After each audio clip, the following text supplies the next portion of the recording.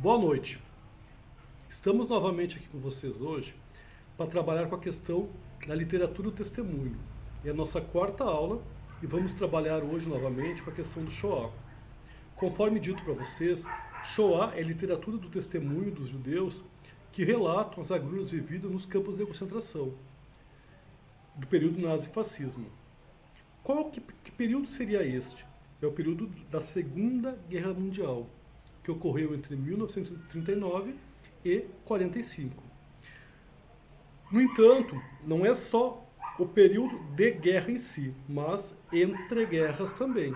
Antes da guerra, durante a guerra e após a guerra. Ou seja, todas as vivências que os judeus passaram neste período tão difícil da história da humanidade no século XX. Um século que se achava que ia se entrar numa modernidade, porém, viveu-se um grande recuo com a questão do nazifascismo. E essa literatura do Shoah trabalha com as agruras do povo judeu, do que vivenciou deste período, desde os guetos, dos programas, dos campos de concentração e depois a vida deles se readaptando, tá, pós-guerra. O livro de Primo Levi, É Isso é um Homem, reflete bem essa questão. Porque Primo Levi, quem seria Primo Levi? Primo Levi seria um químico italiano, um judeu químico italiano, que se inscreve na resistência italiana para lutar contra o nazifascismo, contra o fascismo italiano. Primo Levi é capturado em 43, transportado para um campo de concentração no final de 43, início de 44, e passou um ano inteiro no campo de concentração de Auschwitz. Ele relata toda a sua vivência ao longo do campo de concentração, tentando demonstrar, através do livro, as articulações de como é que ele fez para sobreviver a este campo. Será que, na visão dele, ele sobreviveu porque ficou somente um ano? Ou será que ele conseguiu ter artimanhas para viver, sobreviver neste período aí? E nesse livro vai mostrar tudo o que ele tentava fazer para tentar sobreviver às agruras, às dificuldades desse campo de concentração. Esse livro trata muito com a questão do grotesco, como tem na literatura anexa a esse texto aqui sugerido. Mas não é do grotesco de palavras grotescas, mas sim da vivência do mundo grotesco, das doenças, da falta de banho, da falta de higiene, da falta de comodidade, tá? Ou de tudo advindo num período de guerra, de como é que era a vida dos judeus nos campos de concentração.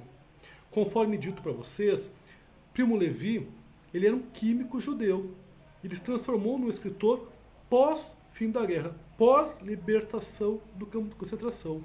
E isto é uma característica muito marcante nesta literatura do testemunho. De inúmeros autores que se transformaram em escritores em virtude de que começaram a relatar as experiências vividas no pós-guerra.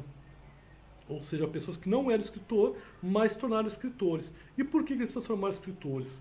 Segundo o próprio Primo Levi, porque era preciso relatar o vivido para poder sobreviver. Ou seja, sobreviver a si mesmo do drama experimentado. De si mesmo, e também para honrar aqueles que não conseguiram viver. Ou seja, muitas vezes, assim como aconteceu com o Primo Levi, ele era o único sobrevivente de toda uma comunidade.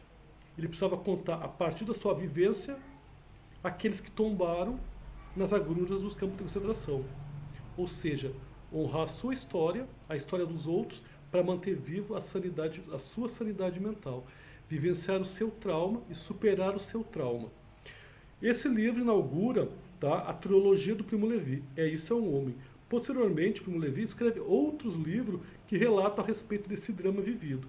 Mas este é um livro marcante, pequeno, porém conciso, mas reside tudo o que precisa estar contido nessa literatura do testemunho, abrindo as portas para outras descobertas nesse tipo de narrativa, neste tipo de literatura.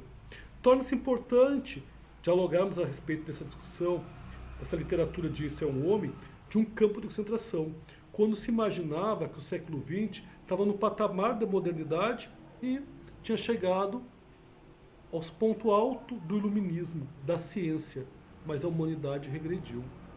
Refletimos no dia de hoje também, quando esperávamos no século XXI nunca mais viver dramas coletivos. Novamente vivemos a uma panaceia. Como refletir então esse momento atual? Um bom questionamento. Através de Primo Levi, seguimos para refletir que a história não se repete, mas que pode ser observado os dramas vividos para refletirmos e não tornarmos a operar nos mesmos erros.